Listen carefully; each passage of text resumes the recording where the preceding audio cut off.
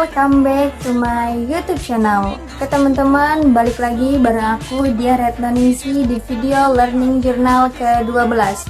Oke, di video kali ini, di pertemuan ke-12 ini, kita akan sama-sama membahas dan belajar tentang pengaruh anatomi artikel dan berita terhadap keterlibatan pembaca.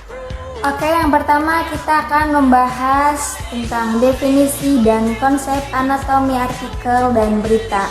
Nah, artikel merupakan tulisan yang memuat informasi mendetail tentang suatu topik atau isu tertentu, seringkali dengan pendekatan mendalam dan eksplanasi yang komprehensif. Nah, sedangkan berita merupakan laporan singkat tentang peristiwa terkini yang disusun dengan mengacu pada prinsip-prinsip jurnalisme yang objektif dan berimbang. Nah, di sini juga ada struktur artikel ilmiah. Nah, di sini ada yang pertama landasan teoritis dan atau empiris. Yang kedua ada judul, nama penulisan metodologi abstrak. Yang ketiga ada hasil dan pembahasan. Dan yang terakhir ada kata kunci, kesimpulan dan saran non dahulu daftar pustaka. Nah, lanjut di sini juga ada struktur berita. Yang ini ada headline, subheadline, body, dan conclusion.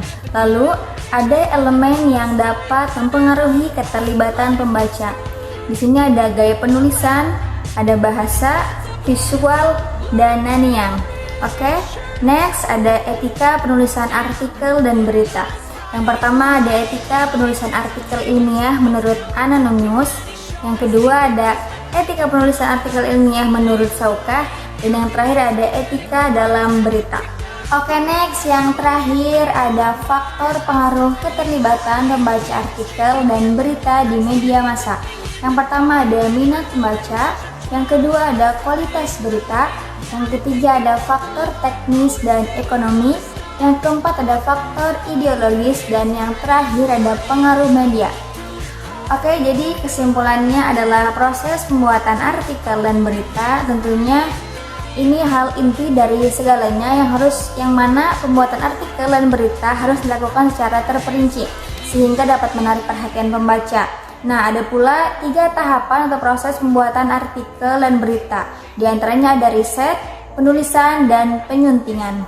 Etika penulisan artikel ilmiah menurut Anonymous yaitu setiap informasi hasil dari penelitian harus diseminasikan, disebarluaskan, dan dipublikasikan.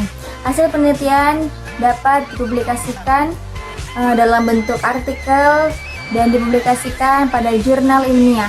Dan peneliti sebaiknya mencantumkan sumber peneliti kecuali penyandang dana penolakan pencantuman tersebut. Sedangkan etika dalam penulisan berita yaitu berita harus berdasarkan fakta, berita harus cover both side, serta tata cara penulisan berita harus sesuai dengan unsur 5W plus 1H. Oke teman-teman, mungkin cukup sekian video aku kali ini. Kita bertemu di video selanjutnya. So, see you next time. Have a nice day and bye-bye.